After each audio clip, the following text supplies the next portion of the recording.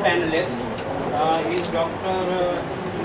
Amit Singh, and he will be reading the paper Indian Diaspora in India's Look-East Policy. Please have your questions if you want to address to these panelists, and at the end of it we will have a good discussion. And thank you. Thank you, Chair.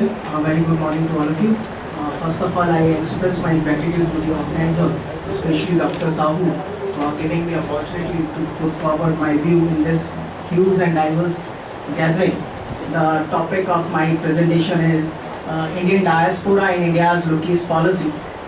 As you all know, must be aware of the fact that diaspora have emerged as a powerful factor in developing relation between nation and states.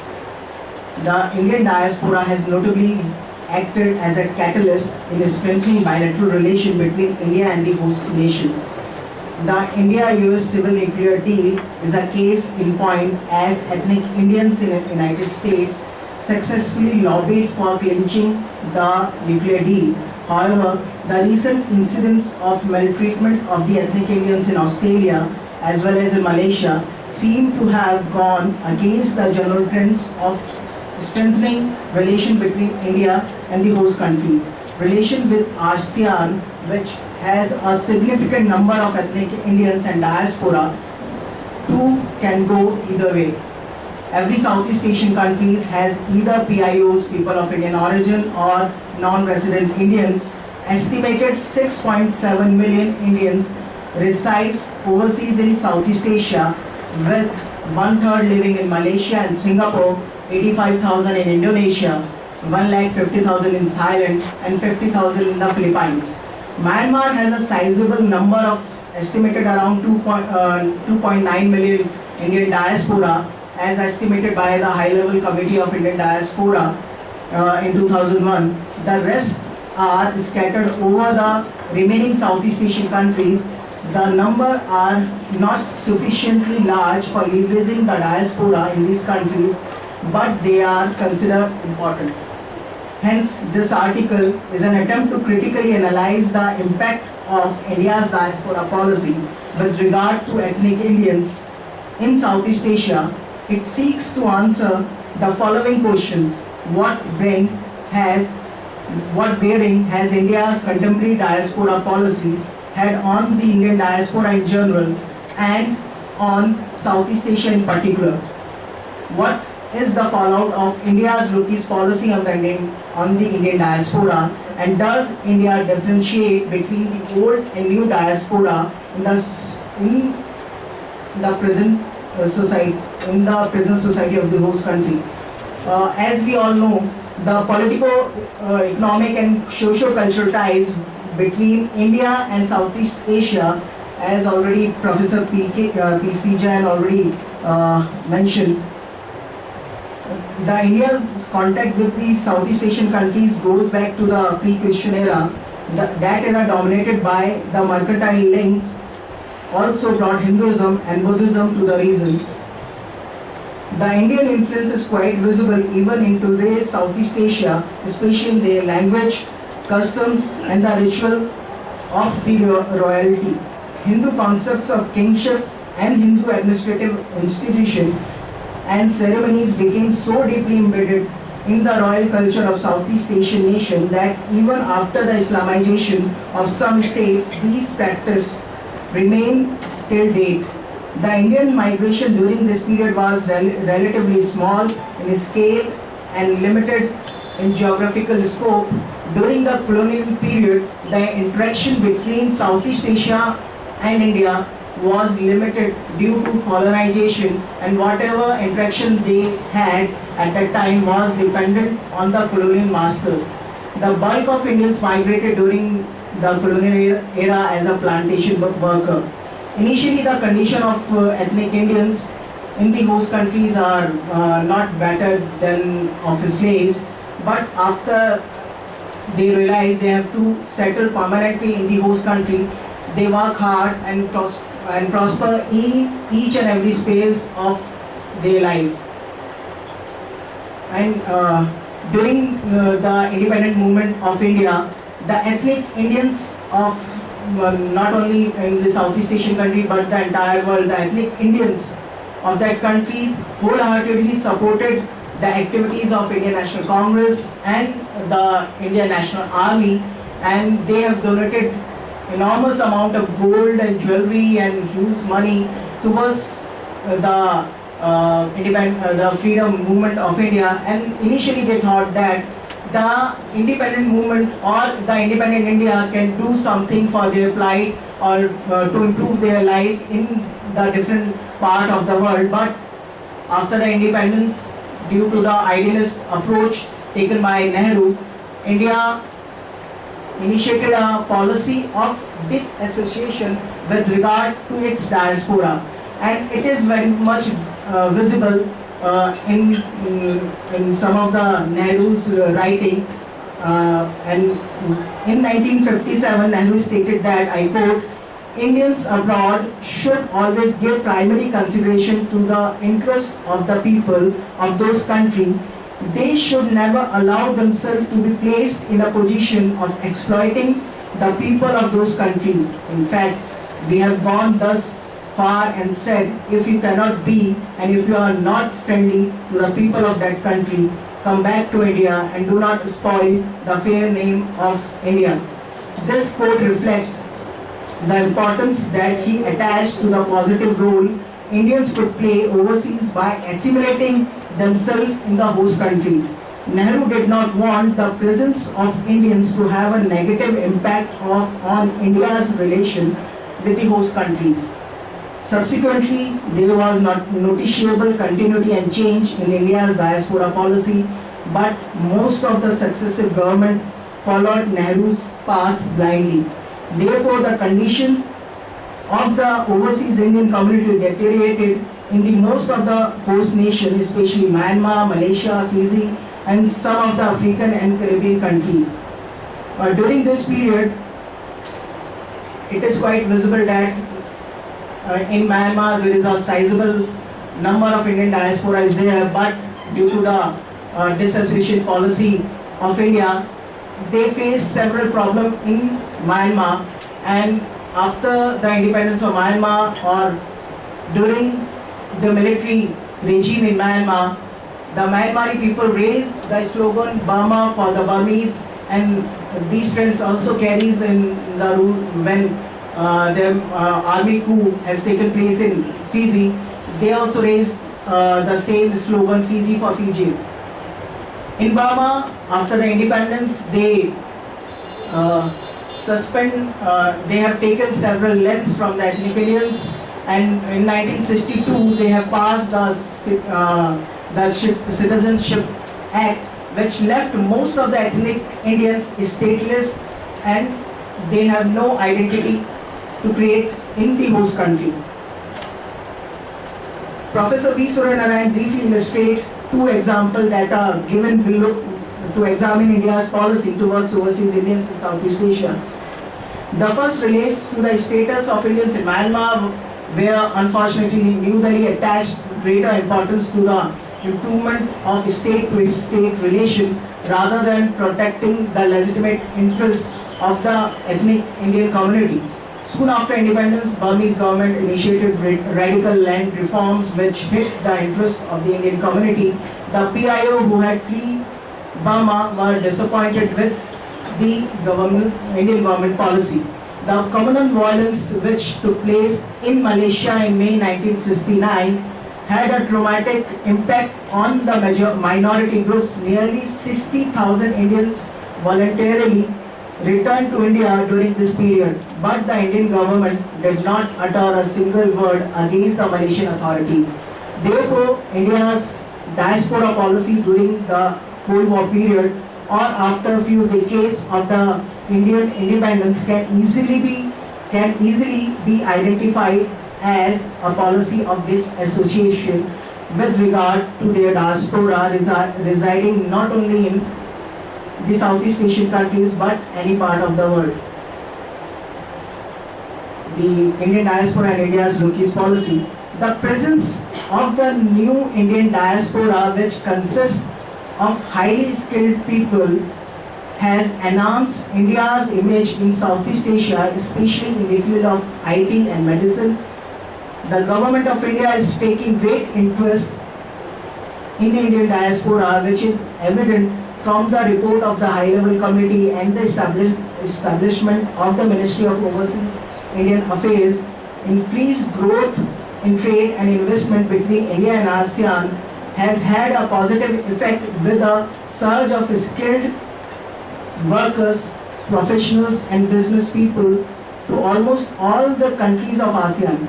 There is a great demand and respect for these Indian professionals who are so different from the Indian immigrants who went to Southeast Asia in the 19th century, especially under the indenture system.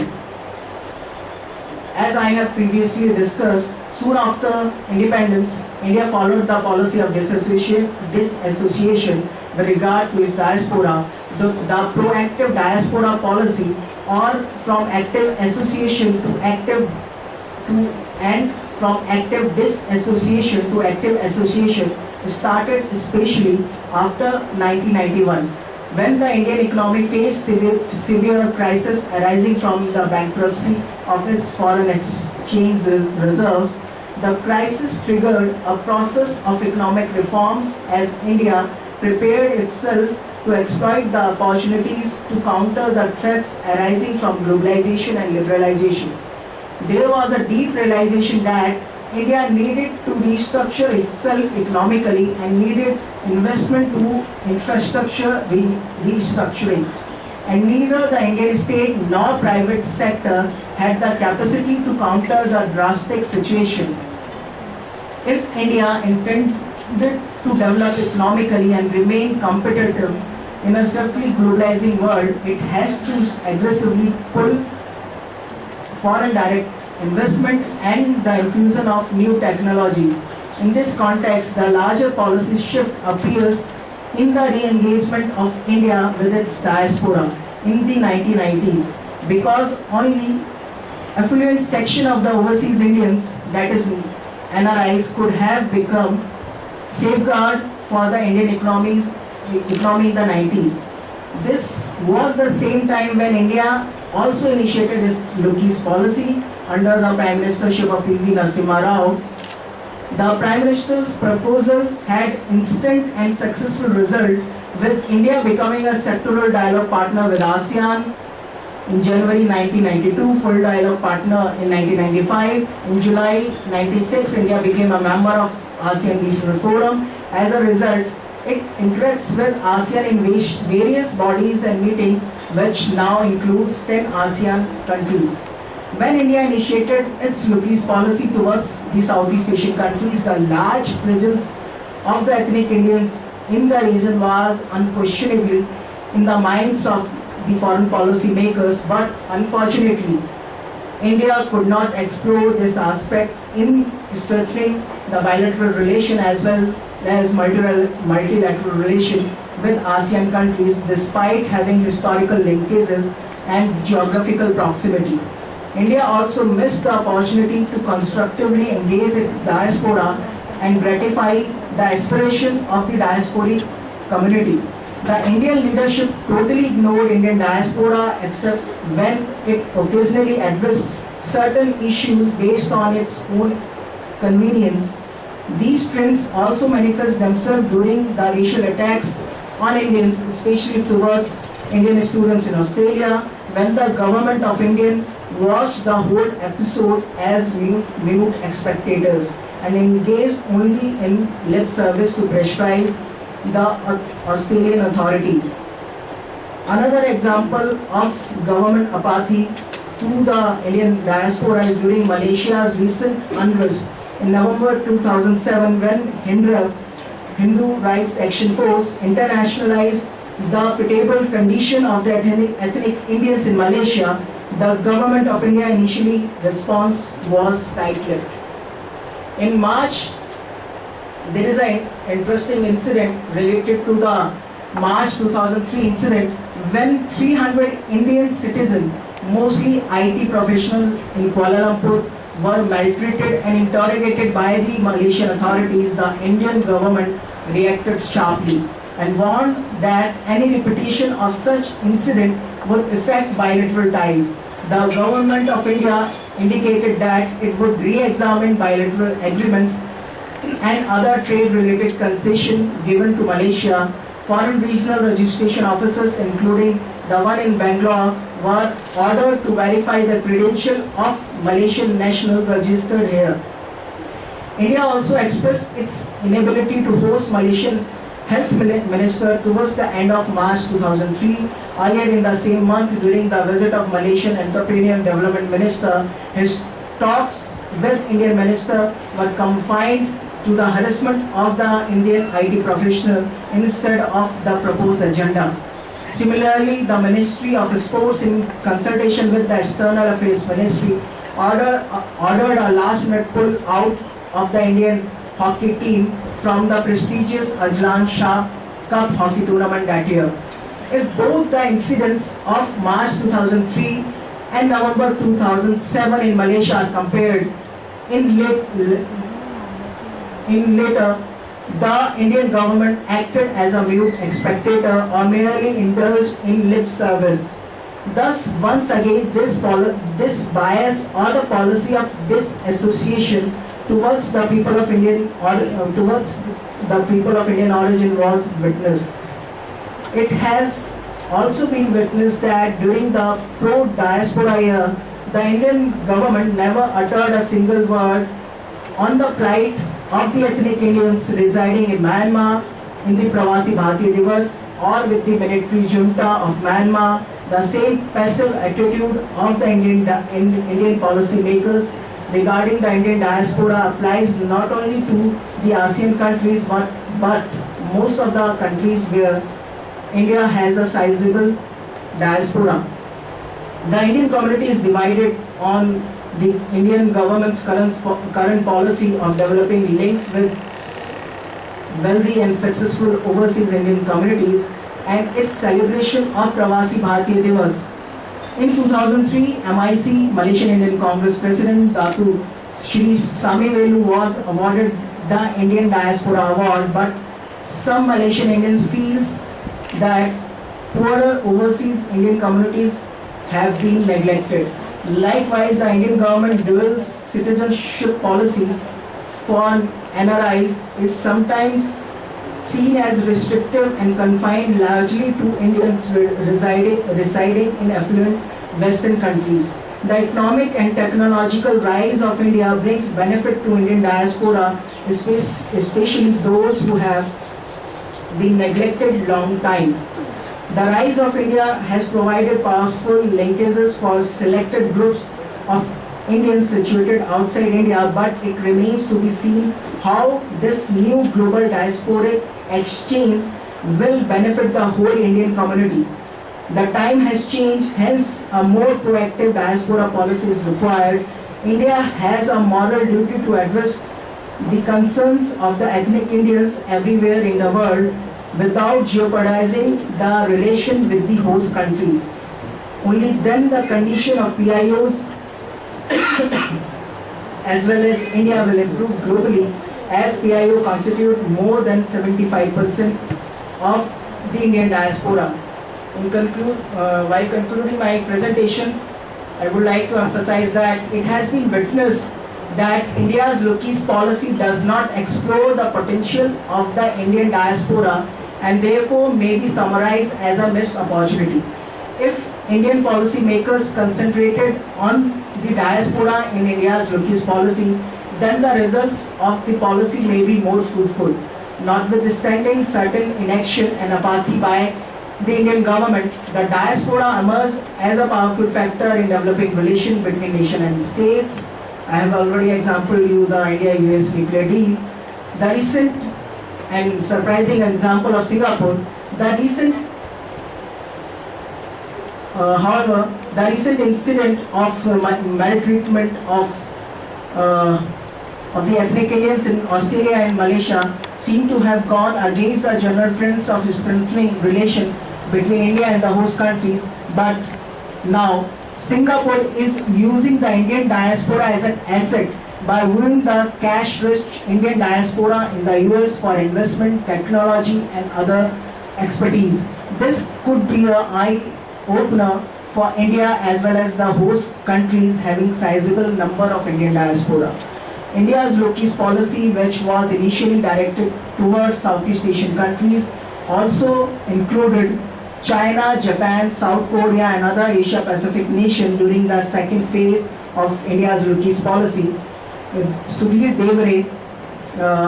Sudhir Devre pointed out that the Indian diaspora is substantial in number and influential in the Southeast Asian countries, but not in the case of East Asia. The second phase of India's Loki's policy is about to be over, and now the time has come for India to lay down the groundwork for the third phase, in which they have to concentrate on the strategic aspects of the bilateral relation as well as the multilateral relation, because of the growing influence of China in the Indian Ocean region and Chinese over-assertiveness aggression in the South China Sea has turned the region into a new epicenter of global tension. Therefore, this is an opportune time for India to interact strategically in the region, and Indian diaspora can play a crucial role in the same. Thank you. Thank you, Dr.